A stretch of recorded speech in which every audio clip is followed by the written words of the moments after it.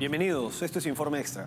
Hoy vamos a empezar con las propuestas económicas populistas de Kamala Harris, candidata a la presidencia por el Partido Demócrata y vicepresidente del gobierno de Joe Biden. Entre sus propuestas destaca el aumento del impuesto corporativo al 28%. Vamos con el informe. Kamala Harris continúa su agenda radical y ha expresado su apoyo a un plan para aumentar la tasa de impuesto corporativo de Estados Unidos al 28%, en caso de que gane las elecciones presidenciales de noviembre. Esta medida busca incrementar los ingresos del gobierno provenientes de las grandes corporaciones estadounidenses. Sin embargo, elevar impuestos en momentos de crisis económica e inflación garantiza una ralentización de la economía.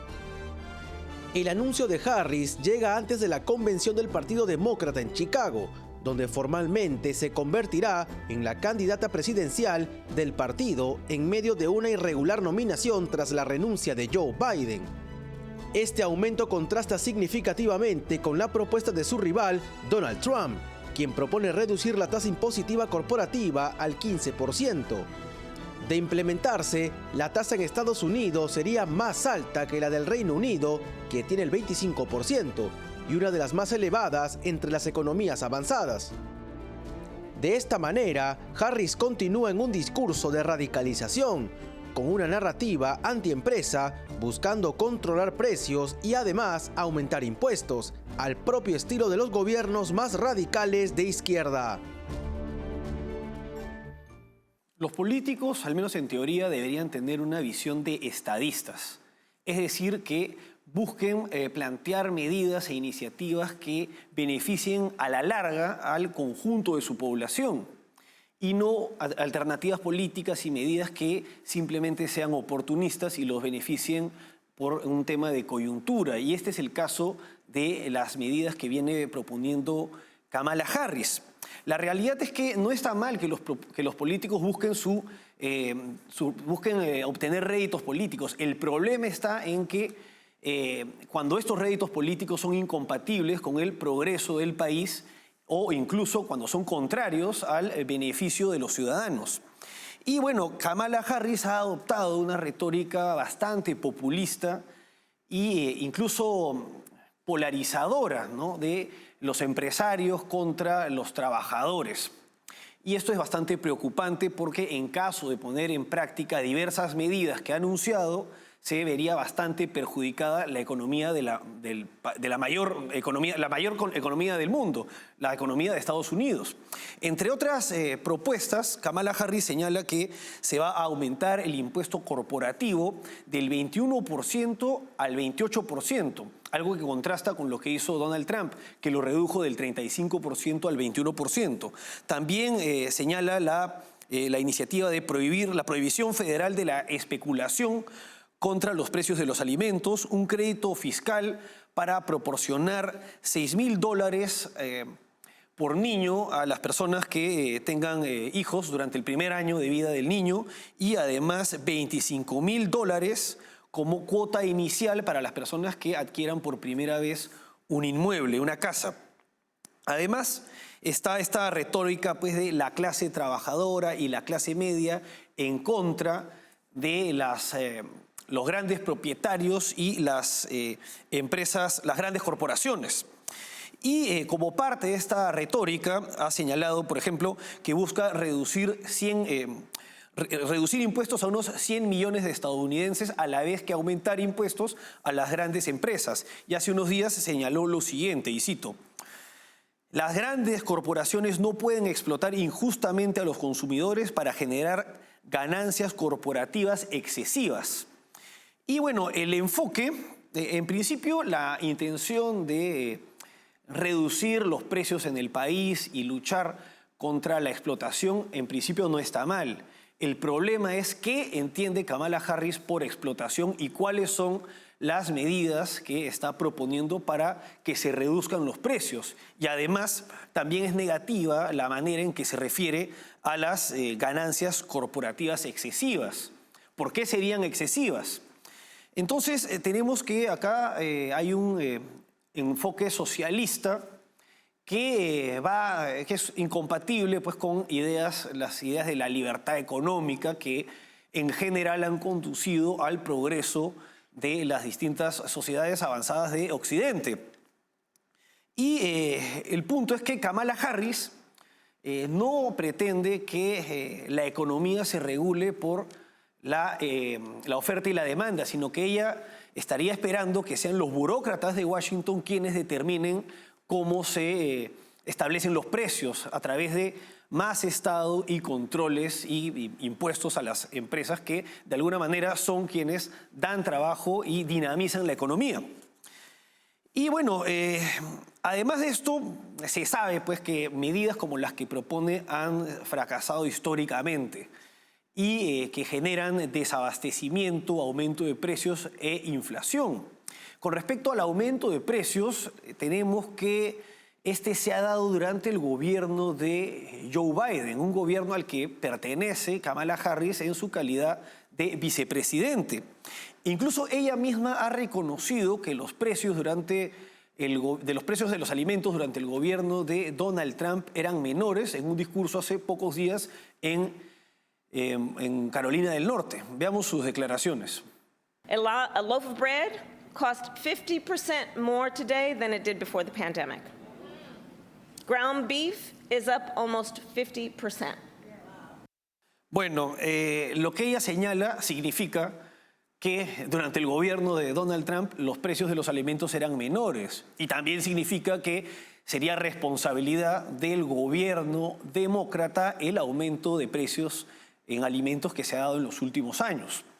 Por otra parte, hay que tener presente que durante la gestión Biden, la administración Biden, en el 2022, Estados Unidos alcanzó un pico de inflación que no se daba hace 40 años, con el 9.1% de inflación, que es una cifra que no se veía desde 1981.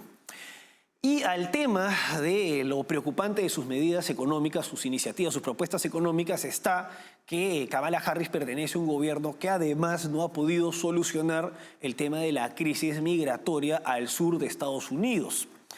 Y bueno, todo esto nos lleva a cuestionar la situación actual del Partido Demócrata. Por lo siguiente, han pasado de tener como candidato presidencial a Joe Biden, una persona que evidentemente no se encuentra en condiciones físicas ni mentales, no solo para un nuevo mandato, sino para continuar como presidente. Incluso el fiscal Robert Hur, quien estaba investigando a Joe Biden, decidió no presentar cargos contra él por considerarlo prácticamente un inimputable. Y además de esto, quedó evidenciado ante el mundo que el presidente de Estados Unidos no estaba en condiciones, pues, físicas y mentales para continuar, algo que el sector del Partido Demócrata al que pertenece Kamala Harris negó tanto a los estadounidenses como al resto del mundo. Y ahora, luego de dejar de lado, luego de haber asumido como candidata el rol de candidata presidencial Kamala Harris, tenemos ahora un candidato que propone medidas económicas que serían perjudiciales para el país y que se ha visto históricamente que son fracasadas. Y además está el tema de la manera en que Joe Biden dio un paso al costado, porque es bastante cuestionable que siendo él el candidato demócrata que logró miles de delegados para conseguir la nominación, de manera irregular, ahora Kamala Harris lo sustituya y vaya a ser nominada en este Congreso Nacional del Partido Demócrata que se está dando en estos días. Pero en fin, esta es la situación del Partido Demócrata y tenemos una candidata con propuestas económicas preocupantes que viene sacándole la delantera cada vez más a Donald Trump. Vamos ahora a una pausa y regresamos con un país en el que la economía centralizada es una realidad, Cuba.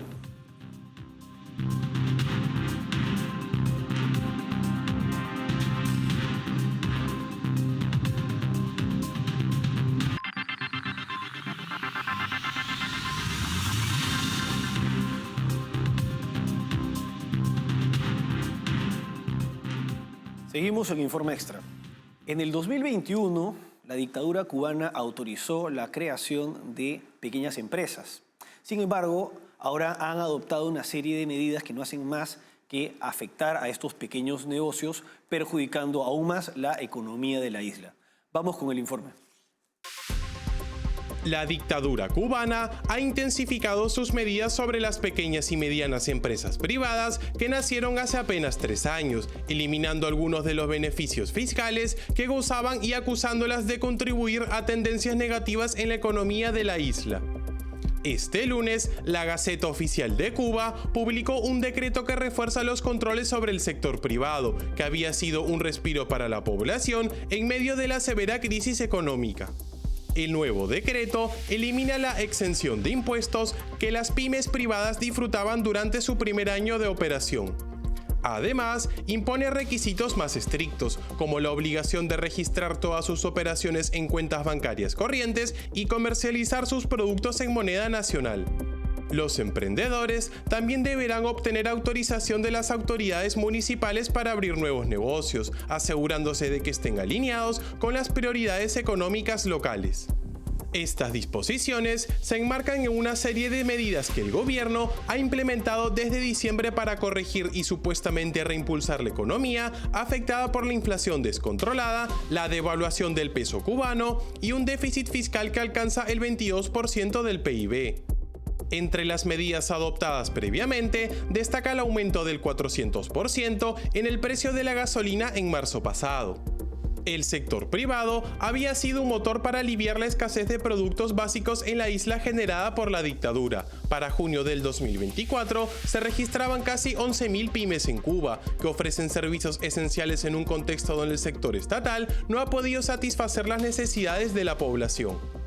No obstante, ahora los controles del gobierno buscan restringir sus actividades. Para entender lo que está sucediendo en Cuba debemos retroceder al año 2021. En julio del 2021 estallaron protestas muy importantes en Cuba, las más grandes en la isla desde el llamado Maleconazo de 1994.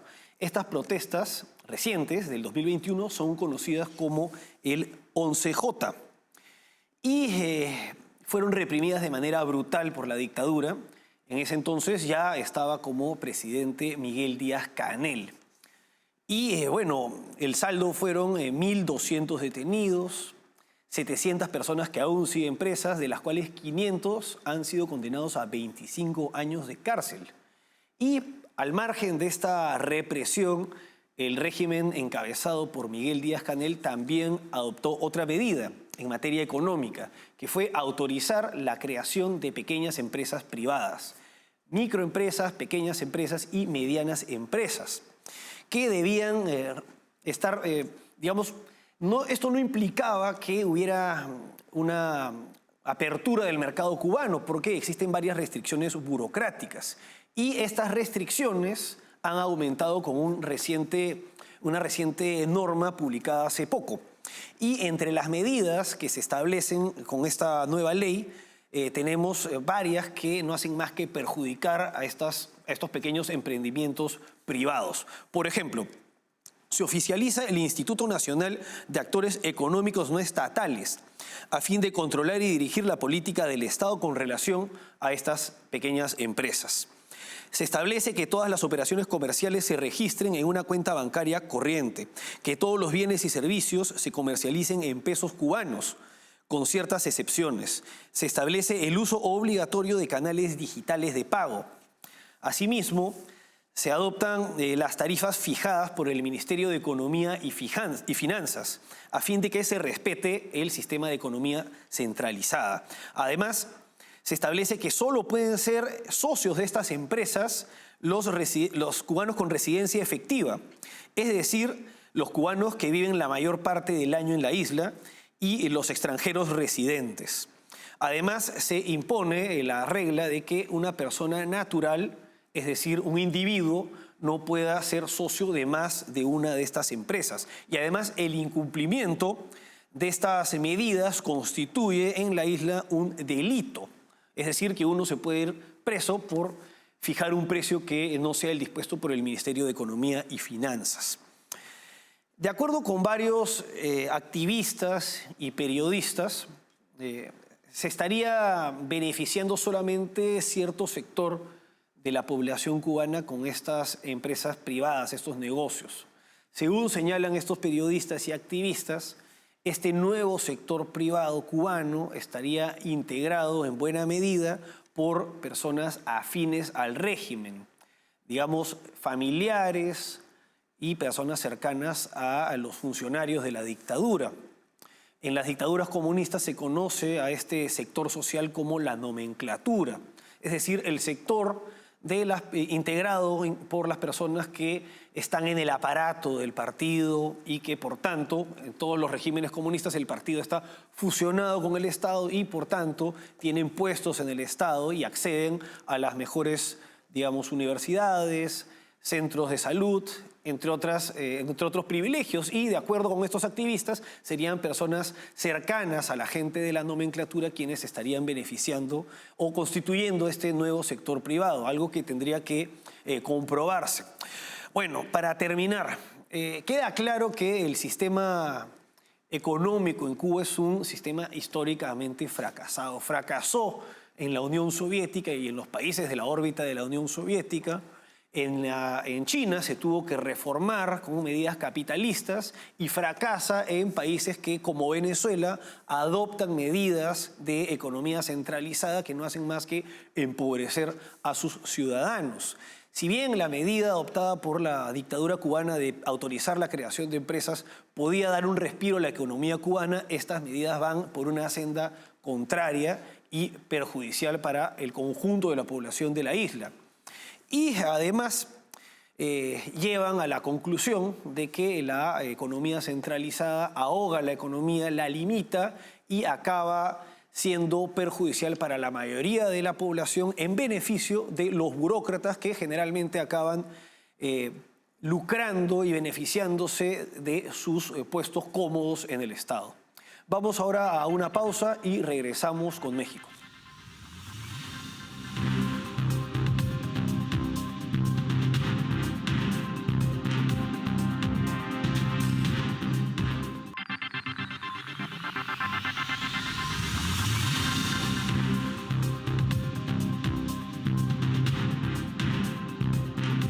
Seguimos en Informe Extra. En México, la reforma constitucional impulsada por el gobierno de Andrés Manuel López Obrador ha generado manifestaciones que han contado con la presencia de 55,000 trabajadores del sistema judicial. Vamos con el informe. El paro en el Poder Judicial de México ha escalado considerablemente al sumar a jueces y magistrados a la suspensión de labores, en protesta contra la reforma judicial propuesta por el presidente Andrés Manuel López Obrador. La medida ha reunido a más de 55,000 trabajadores del sistema judicial que se oponen a la reforma constitucional que busca, entre otras cosas, la elección de jueces y magistrados mediante voto popular y la eliminación de fideicomisos. Tras una votación en línea realizada entre los jueces y magistrados del Poder Judicial de la Federación, se decidió, con amplia mayoría, apoyar la suspensión de actividades. Según la Asociación Nacional de Magistrados de Circuito y Jueces de Distrito, 1.403 juzgadores votaron a favor del paro, mientras que 201 se opusieron. A partir del miércoles 21 de agosto, los tribunales federales detendrán su actividad, limitándose a atender solo trámites urgentes. El descontento ha sido especialmente fuerte en los estados de Morelos, Guerrero, Estado de México, Nayarit, Durango y Chihuahua, donde los trabajadores judiciales ya han comenzado las manifestaciones y cierre de oficinas. La medida también ha sido adoptada en entidades como Yucatán y San Luis Potosí, donde los empleados del Poder Judicial han expresado su preocupación por los efectos negativos que la reforma podría tener sobre sus derechos laborales y el servicio profesional de carrera. Esta protesta masiva es una respuesta directa a lo que muchos consideran un intento del gobierno por debilitar la independencia judicial y poner en riesgo la calidad del sistema de justicia en México. López Obrador ha propuesto un sistema electoral para la elección de jueces y magistrados, medida que podría politizar la justicia. Esta iniciativa ha sido respaldada por la presidenta electa Claudia Sheinbaum, lo que revela una posible continuidad en su futuro gobierno. El proyecto político de Andrés Manuel López Obrador y de la presidenta electa Claudia Sheinbaum es la Cuarta Transformación, que implica modificar y reformar de manera irreversible las instituciones en México. Y para aplicar la Cuarta Transformación, Claudia Sheinbaum habla del Plan C, que no es otra cosa que lograr que el Poder Ejecutivo controle, tenga mucho más poder a costa del Poder Legislativo, del Poder Judicial y de los organismos constitucionales autónomos. De acuerdo con ellos, es la Cuarta Transformación debido a que la primera fue con la independencia, la segunda con la Guerra de Reforma a mediados del siglo XIX y la tercera con la Revolución Mexicana, que dio lugar a la Constitución de Querétaro de 1917, vigente aún hoy en día y que se busca reformar para aplicar esta Cuarta Transformación, que es la concentración del poder en el Ejecutivo controlado actualmente por Morena. Y bueno, entre las medidas que están proponiendo está la de la elección popular por voto directo de los llamados ministros. Ministros es como se conoce en México a los magistrados de la Suprema Corte de Justicia, la más alta instancia judicial en el país. Y esto ha generado manifestaciones que han contado con la presencia de 55,000 trabajadores del Poder Judicial o miembros del Poder Judicial en México. Y es que la elección directa de los magistrados de la Suprema Corte de Justicia no implica, por ejemplo, acabar con la corrupción, porque si así fuera no habría presidentes ni parlamentarios corruptos. Tampoco contribuye a mantener la independencia del Poder Judicial, que muchas veces en Hispanoamérica se le cuestiona, pero esto lo politizaría más. Y por otra parte hay un peligro con relación a los magistrados que postulen en vista de que en las últimas elecciones murieron asesinadas unas 31 personas que postulaban más de 30 personas que postulaban a cargos políticos. Esto implicaría que quienes postulan a cargos de ministro corran este mismo peligro, lo que también afectaría su independencia.